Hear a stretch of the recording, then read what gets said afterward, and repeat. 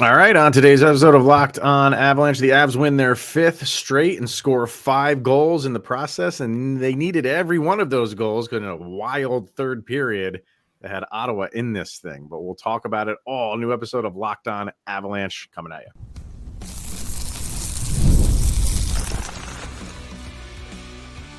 You're Locked On Avalanche, your daily podcast on the Colorado Avalanche, part of the Locked On Podcast Network. Your team every day. All right, everybody, welcome to the Locked On Avalanche podcast, part of the Locked On Podcast Network, your team every day. I'm your host, Chris Maselli. With me, as always, Mr. Shaggy Von Doom, Kyle Sullivan. Thank you for tuning in and making this your first listen of the day. That is always appreciated. And make sure you're following us on our social media outlets as well. Link to Subtext is in our show notes below. I'm going to start with Subtext because that place is firing off as of late. So jump in on Subtext, subscribe to that now, and you chat with Kyle and I one-on-one, everything Avalanche related, which we share on this very podcast, which we will do a little bit later on. Follow us on Twitter, XLOPN_Avalanche over there. Locked On Avalanche on Instagram and Threads. Questions, comments, concerns, and opinions, lockedonavalanche@gmail.com, and follow us on our YouTube channel. Hit subscribe, get notified when a new show goes live. All right, man. The Avalanche make it 5 in a row after that 4 in a row losing streak to start the season. And this one, you felt like you had it in your hands, and then just a bonkers third period where, you had the 2-goal lead. The Senators erase that in about 2 minutes. And then in less than 2 minutes, you put it back to 2 goals. And then they get another, they get one at the end with about like 8 seconds left to just make it the score look closer. But it was a dogfight. This is a much better Senators team. This is that team that we've been, people are saying like, every going into new seasons for the past 3 seasons now, you're like, oh, the Senators are going to be that team, and they just keep falling flat. You get the vibe that now this team is really a legit team, and they showed it. They proved it. They kept fighting back, but the Avalanche are where we wanted them to be starting the season. It wasn't all sunshine and rainbows in this game, but they are playing much, much better hockey right now. And you got 5 in a row. Yeah, and your statement on Ottawa, this is what we've been expecting out of Detroit for the last 4 years. There you go. Yeah. You just haven't had it. And honestly, this is 5 in a row. That's really good for the Avalanche. We're going streaking, baby. We're going to start it off with a losing streak and carry it on with a winning streak. But this one, you said like the Avalanche had this game in hand, and in the third period they played like it. And I feel like that's where Ottawa, they got their 4 goals in the third. Because, again, we talked about this last week. With Justus in net, this team just plays different. And I feel like they really settled into this comfortable nature. And you could see, like, with the defense, how it looked in that third period. Shots were getting through. Like, Ottawa had incredible pressure in periods 1 and 2. And you really don't want to let up and be comfortable in that third period because they're like bowling balls. They're gritty. They're tough. And even though the penalties were on the low end, they were physical, playing through every check. And if you take your foot off the gas, stop me if you heard that with an Avalanche team, you will pay the price against Ottawa. And they almost did. So I'm glad they learned and kind of pushed forward, and those 2 quick goals really helped. But this is a learning experience, and I'm glad they learned it with a win. Yeah, and for Ottawa, they just couldn't get anything back past Annunen in the first 2. And then the first goal they got, it was just a shot, maybe a pass. I don't even know. Like it wasn't on net, and it just bounced behind the boards right to Tkachuk, who's just standing there. And you want somebody on him, but that was, you felt like, okay, that's how they're going to get their goals, from just a redirected puck that nobody touches. A slap pass that just bounces behind the net to the other side of the net where Brady Tkachuk is just standing there. And you're like, okay, like that's not on Annunen. That's just one of those fluky goals. But it gets Ottawa in the game, and it gets them. There's a lot of time left for them. They're only down 2-1 at that point. and then they get another one. So, let's talk about Justus Annunen, because he's kind of been the hot topic for the Avs lately, because he's been playing well, and you got 2 periods of playing very well. The third period, while not all the goals like that, I don't put on him. Those are just, you got to have the reflexes of a cheetah to read that and move from one side to the other. That goal I cannot put on him. Other ones, the Claude Giroux one, he just got to be a little bit more prepared for a shot like that to come. I mean, it's a quick shot, but Claude Giroux's a veteran. Like he's done that many times, and I just don't think Annunen was thinking he was going to take that shot. You always have to be ready for a guy to take a shot in this league. But the third period, I think he'd like to have back, obviously, from some of those shots. But overall, thoughts on Annunen? Does he continue this good play? Yes, no? What do you think? Yeah, and I think it's funny how you mentioned that first goal, giving them life. I was literally thinking in the first 2 periods, we are now on the opposite side of a game we reference all the time, that San Jose game with Mackenzie Blackwood and net. Mm-hmm. That's how it was feeling for Ottawa. Like, it was like, Justus can't be this good. Why can't we get anything past him? And they finally did, and they got that elation, and they really started pouring it on then. At that time, that's when like I mentioned, the defense started taking a little bit of a step back. And yes, some of those goals, you'd like to see them cleaned up, but some of those saves in the first 2 periods are really confidence builders. And you could, like, the difference in when goals are allowed, when Justus does it and Georgie does it, are night and day with how the team responds. And you get 2 quick goals, bam, bam, that team is back on fire. There's not heads thrown up. They're not like basic goals that are going in. So yes, there's hope. And hey, Justus is human. That's good. He's still walking out with an 867, I believe, was the save percentage on the night. Let's see. I think so. But it's still a good performance, and he's still confident, and he's making the saves that you want him to. In the first 2 periods, it could have easily been 2-2 going into the third with some of those saves that he did make. So I still feel very confident with Justus and net, and I'm curious on if they run him back out tonight. I don't think so. No, I don't think you're not going to put him in a back-to-back. And I'm pretty sure that Bednar has said that. I think you're going to get Georgiev on Monday night against Chicago. I'll get to that in a second. But yes, it was 867 save percentage. The thing with Annunen, like, I would like to see, even though that first goal that was given up was just a bizarre one, I would like to see him kind of like, okay, accept that as it is, and then just not let the dam open. Yeah. And just not there was any bleeding at that time, but stop the bleeding. But the bleeding came, and they were getting goals, and you want to see him. Okay, you got a couple passes, we're going to lock it down again like it did in the first 2. I mean, that goal from Brady Tkachuk didn't come until it was almost halfway through the period. So they got 4 goals in a little over 10 minutes. You don't want that. No, you do not want that. So while most of it was good, you had a bad half a period. And again, not all on him, but you want to be, and you want that goalie that just locks it back down, because you were playing well. Like, both teams were playing well. I thought this was a very well played game by both teams. But when you're the Avalanche and you have the 2 goals, now granted, the 2 goals that you had were in the last minute of the first 2 periods, which was, I really thought this was going to go 3-0. The Avs get an empty netter in the last minute of the third period. Because when has that happened? I was really hoping like that was going to happen to get that stat. I can't imagine that's happened a bunch of times, but we didn't get it. We got a crazier end to this game. But I thought, yeah, I mean, Annunen, right, like we said before, he's your guy right now. And getting to the Georgiev thing, I think Monday night is a big night for him. And we were thinking of, how is this back-to-back going to go? How are you going to play it? And I think the way the Avs are doing it is the correct way. You play the guy who's your hot goalie, your number 1 goalie right now, and Annunen, you play him against the better of the 2 opponents. And then with Georgiev, you play him against Chicago, who I'm not trying to slight you, Chicago, but you're not expected to do much this year. You're off to a rough start.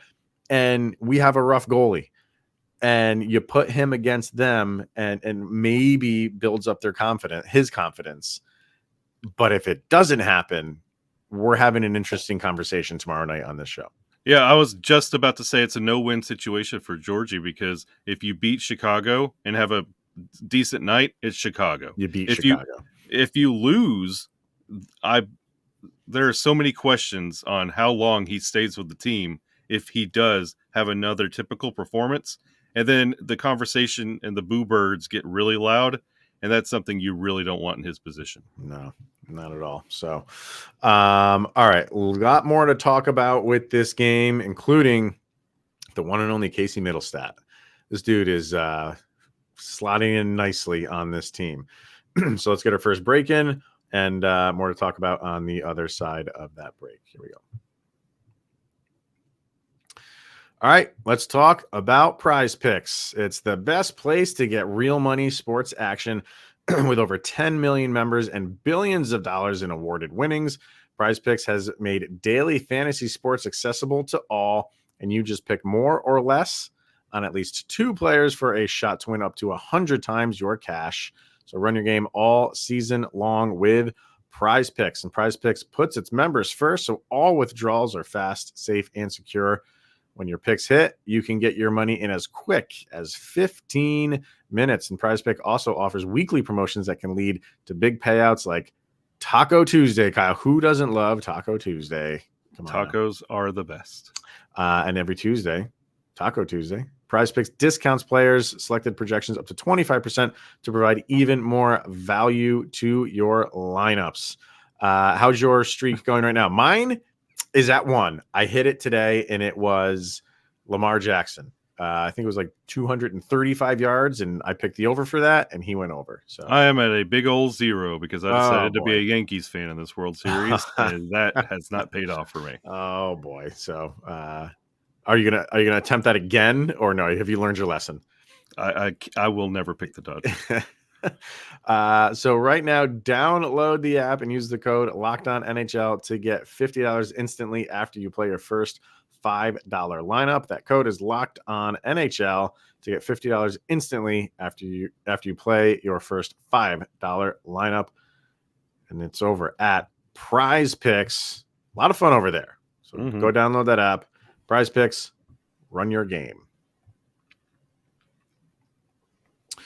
All right, so talked about the goalies. Let's talk about everything that happened in between the 2 goalies on the ice for the Avalanche. They get one early. I don't want to say early. It was around halfway through the first, but it was overturned. And I think this is one of those ones where if you're an Avalanche fan, you don't think it should got overturned. If you're a Sens fan, you do. And if the opposite happened, you're going to feel the opposite. As soon as I saw the replay on that, I even posted it. I'm like, I don't feel like this one's going to stand. Mikko Rantanen Nathan McKinnon made a great play, and Mikko Rantanen just loses his balance. And does he plow into Forsberg? No, he doesn't. But there is enough contact there. It doesn't matter if he does plow into him or he just kind of touches a pad, his skate to a pad. If there is contact in the crease, it's gonna get called back, people. I know you don't like that, and there was a lot of comments to my comment like, oh, it didn't affect his ability to play the puck. You don't know that. I mean, you can see that, but when you're a goalie and you're going to move something and you feel something, that affects you. Yeah, it affects every goalie differently. But I knew that one was going to get overturned, and it did. But did you agree with the overturning or not? Yeah, my assessment of that goal went even farther back to the celebration of that goal. Like the dog pile came around Nathan McKinnon, he waved everybody off. Like you could see in his eyes, like it's not going to stand. And that's when he started complaining that he was hit across the hand. Yeah, like trying to raise that, hey guys, you missed this call, trying to get their attention somewhere else because it was coming back.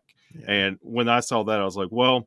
And again, if you're on the other side, I agree. You would be very livid and you would not want it to count. And if you watch it, and if you this goes all the way back to the Stars and Sabres Stanley Cup, you don't want people in the paint touching your goalie. So No. it just doesn't happen. That's their house. You can't go into their house unless you're pushed in there. And Mikko was in no way, shape. He just blew a tire and he just fell flat on his He butt. can't do anything calmly or quietly.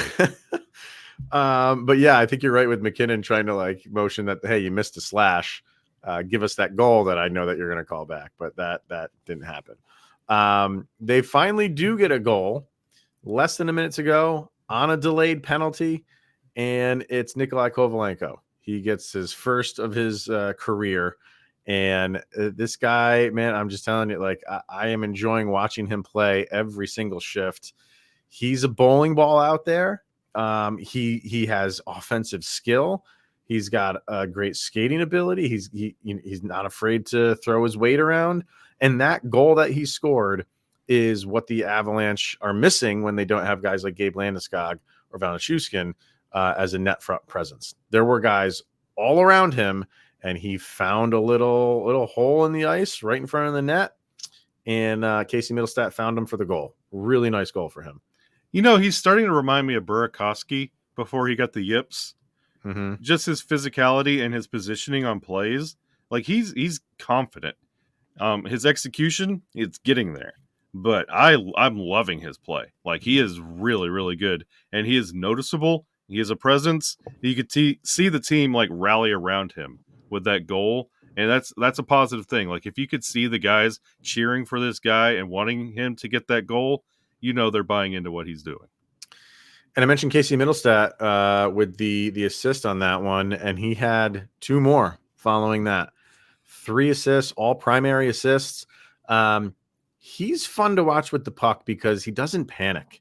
Yeah. He's comfortable with the puck on his stick, and he can kind of just dangle in a phone booth, to use the expression. And he can have a man on him or even two men on him, and he doesn't panic. He knows where his guys are. He doesn't force the issue. If there's not a pass there, he'll make the correct pass just to keep the play alive and keep the puck in their zone and just maybe cycle back to me in a few seconds. But if he's close to the net and he doesn't see that there's a lane or something like that, he won't force it and force a turnover. And then what good does that do your team? Very smart player, very cerebral player. And man, like, you know, we're not talking about the 2C and is he the right man for it? Absolutely he is. This guy is on a tear. And the scary thing about him, he's confident. Like you talked about his passing ability. There's so many times that I'm watching him because I'm that shoot guy, like shoot the puck. Mm-hmm. He'll hold it an extra second or two when you're like, just pass. And he'll hold an extra second or two, and a much more open passing lane will be there, or that trail will come in that you did not see on screen, and you'll see it. He'll hit that pass at the right time, and it's just so masterful at how he commands his line, whoever's on it. And I'm really, really loving his play, and he is definitely a driving force on that second line, and he is absolutely the 2C. Oh, absolutely. Yeah. No, he's looked really good. You had another goal from Ross Colton. So he is back in a tie for the goals lead right now, which is still crazy to say. But he's got 8 on the season.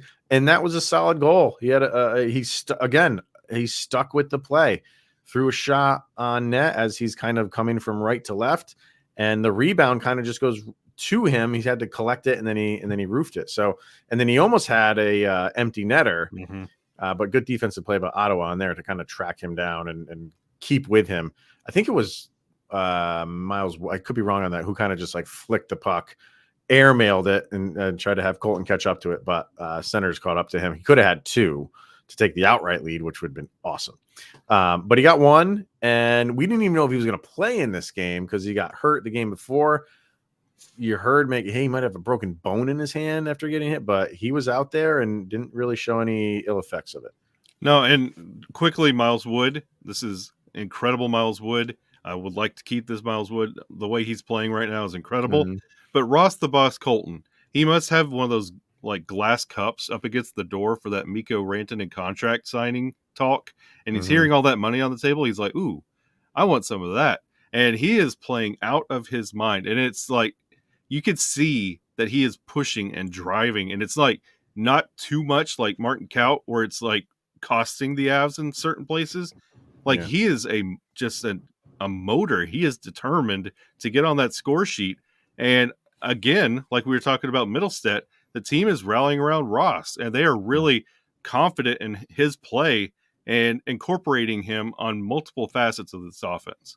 Not only did he almost have that empty netter before, I think in the first period, McKinnon found him just cross ice pass, and he had a point blank redirect, and it went off 5-hole. Just went off like the heel of the stick, and he missed that one. But he's playing. That happened to the Avalanche about 2 or 3 times in the first period, where they were crashing the net.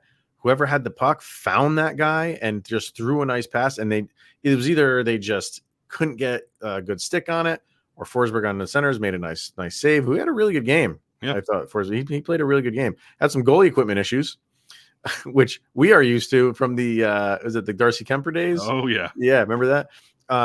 That was kind of funny. Like just goalies going back and forth. It was like a college football game with quarterbacks coming in and out every other play.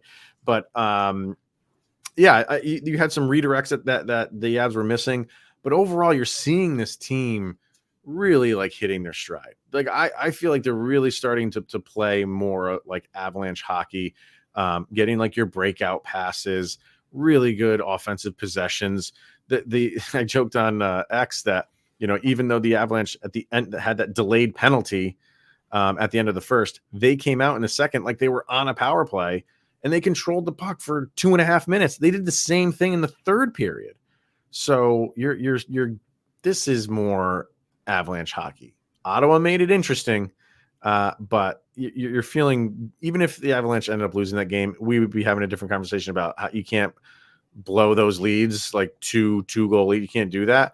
But I'd still be happy with how the Avalanche are playing overall, because it's a night and day from these first 4 games. And a comment you made earlier when you said they were crashing the net. This is something the Avs have needed to do all year last year, and they're starting to do now. In the first 4 games of the season, they were getting blocked everywhere. Everybody was getting in the line, because as soon as you got an open lane, you're taking a shot and just hoping it went in. And this team is really confident with their line mates, where they are confident to drive the net and make something happen in front of the net, because they know that somebody's going to be there to clean it up. And you see that opening so many times, and it's led to a lot of success for the Avs.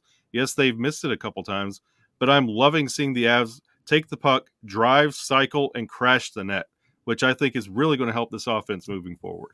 Yeah, it's more fun hockey to watch than what we were watching in the beginning. So let's get our last break in. What are we thinking for the Avalanche? I have Back at It tomorrow, but this is coming out on because we're recording on Sunday. But on Monday is when the Avalanche play again. So Back at It tonight, if you're listening to this on when it's actually released. What are we expecting for that game? We have our sound check and our Subtext crew chiming in as well. We'll do that right after this. First, we're going to hear from FanDuel, because right now, new customers can bet $5 and get $150 in bonus bets if you win. That's right over at FanDuel, America's #1 sportsbook. The FanDuel Sportsbook app gives you everything you need to place live bets on the NFL all in one place. So when you get that hunch in the middle of a game, you can check out the latest stats, view live play-by-play, and so much more on the same page where you place your bets. Just join FanDuel.com today, and you'll get started with $150 in bonus bets if you win your first $5 bet. That is over at FanDuel.com, America's #1 sportsbook.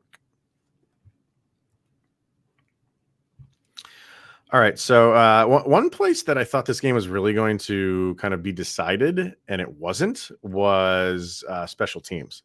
I know that's not going off. Most games are. But when you had, Ottawa's really good on the power play. Didn't really know that. Yeah. They're really good on the power play. So are the Avalanche. Avs are not that good on the penalty kill so far this year, stats wise. And you didn't have any penalties. Well, you had, I think, one each, right? That was it. That was it. So you really didn't, you're winning this game in the trenches, not with the extra man advantage. So, which I didn't think would be the case with the physicality that was introduced early in the game. And you look at the physicality for hits. Ottawa had 38 on the game, and Avalanche only had 20. Which that's not their game. I think it's more Ottawa's game than the Avs game. So it's a physical game. What are you gonna do? Ottawa doubled it up by hitting their own player with when he rammed it to his butt with his head. So who did that? I can't remember who. I was trying to remember. Was that Kachuk who did that? Took him out. I don't know. But I mean, for the Senators, it's demoralizing when you give up those 2 goals in last minute of a period twice. So you got to give them credit for battling back from that. And you got to think about it all intermission. Yeah, you do.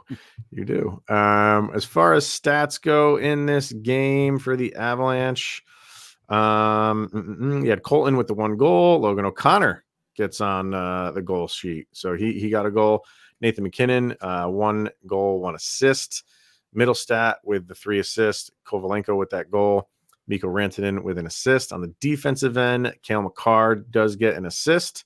Josh Manson with a goal. He's the one that had that second period goal in the last minute that kind of just like trickled in.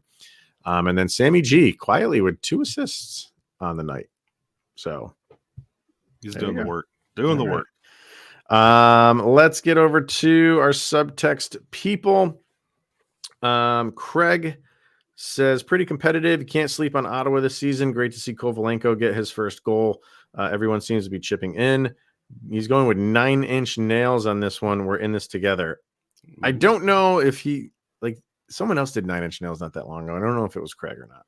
If it was Craig, he must be a 9-inch nails fan. I mean, if it was him and he gave us 2 9-inch nails songs, I feel a trend here, but I can't say for sure if that last one was Craig. I don't remember. I'll never complain with 9-inch nails. I don't know. Heather said for her sound check, take a picture from Filter. Ooh. Which, if you know the history of that song, it's kind of depressing, the history of that song. Go look. I don't want to get into it now because we just won and I don't want to bring everybody down, but go look up the history of that song. It's pretty good. He said Justus did great in net covering the corners well. We need to not give up on Georgiev, and I have hope that he comes out tomorrow to remind everyone how we got where we did in the playoffs. Now that the lines are showing that they know how to play defense, let's not lose that confidence with Georgie. That's a very good point. We're saying hey, it's Chicago, and we're saying how the Avs just played different in front of Annunen. We'll carry some of that over. Let Georgiev have some of that good defensive play. Why not? Have you not been around the Avalanche? This is a moody locker room. If they don't like you, they will let it be known. Kay says exciting game. Awesome to see Kovalenko get his first goal and LOC get his first of the season. Mittelstadt was outstanding. A reality check again for the defense, though. Annunen had a great game until those defensive breakdowns. Glad we hung on for the win. Ottawa played a great game. I wouldn't have been too surprised if they stole it at the end. Soundcheck, Flirting with Disaster by Molly Hatchet. One of my favorites. People are coming through today. That's a great sound checks. Let's see. Brandon says Annunen will need that day off to forget that third period. Can't remember by Tejan Street, Corner Thieves for the sound check. Don't know if I know that one. Let's go. I have to go check that. Maybe I know it by maybe I don't know it by the title, but Subtext is on it. Let's see if we got another one here. Lisa didn't give a sub check, but said not a fan of the third period. But a win is a win. 5 in a row after the 0-4 start feels good. So we're over 500. I know. What are we thinking for this one? We'll think what we're feeling for the game against Chicago, then we'll give our sound checks. So you're at home again. So this is a back-to-back, both at home. That's good. You do get a win in front of the home crowd. That's nice. I think you only did that once so far this year, if I'm not mistaken. But what are we thinking? Are we just continuing to roll and Chicago is just in the way of a buzzsaw right now? No, this is going to be watching the Avalanche at a petri dish. Like you've seen them lose 4, win 5, and now you're putting Georgie back out there. You want to see where the disconnect is and if things are different now. And what if Georgie goes on a useless run? Now what happens? Yeah. Then what if Well, he now pitches you have a duo? Now Yeah, this is what you want in the NHL. Now you have a duo. You want that? So I want to see exactly how this team completely plays forwards, defense, and goalie together. And in some weird way, like, you know, I feel like the third period in this game against Ottawa, the Avalanche can use that as, hey, we got the win. And like Lisa said, a win is a win. But, you know, this just shows you why you can't, you know, take the foot off the gas.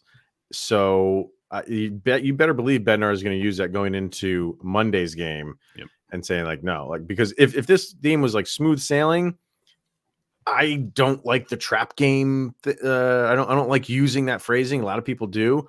Maybe because now you got 5 in a row. You won comfortably.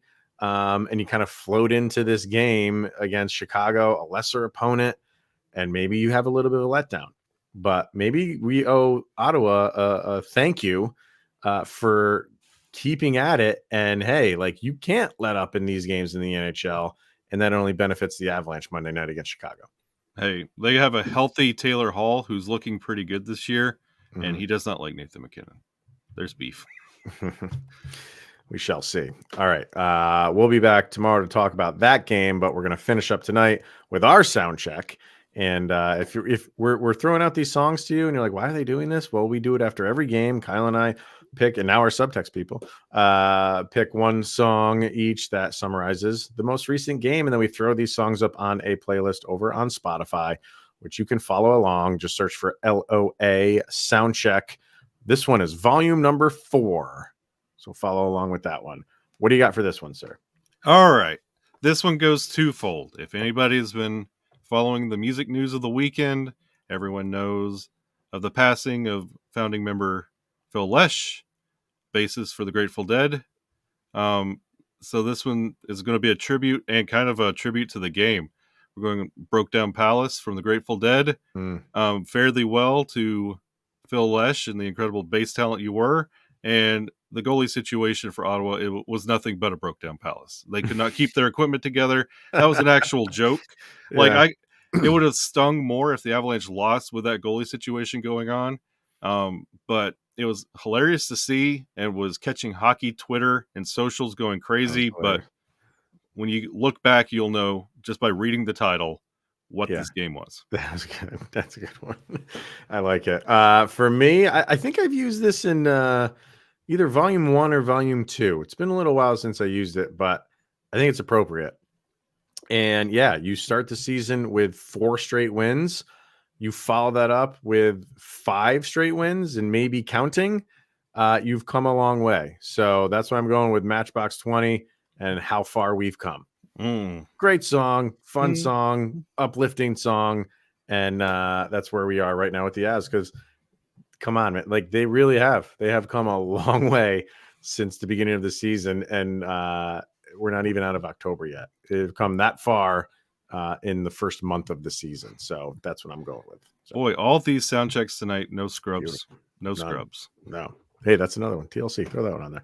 All right. That's going to wrap it up for today, everybody. So thank you for tuning in and making this your first listen of the day. We will be back tomorrow at the conclusion of the Avs and Blackhawks game. So tune in for that one as well. He is Mr. Shaggy Von Doom, Kyle Sullivan. I am Chris Maselli.